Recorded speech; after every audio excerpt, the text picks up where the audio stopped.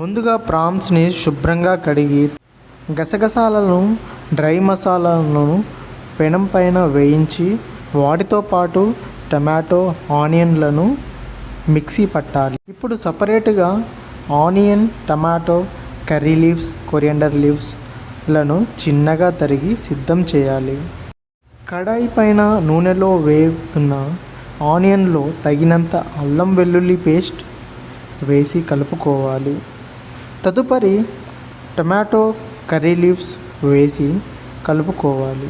తరువాత salt, red chilli powder, green chilli, glass water వేసి కలుపుకొని బాగా మరగనివ్వాలి. తదుపరి మెల్లగా ప్రాన్స్ని వేసి కలుపుకోవాలి.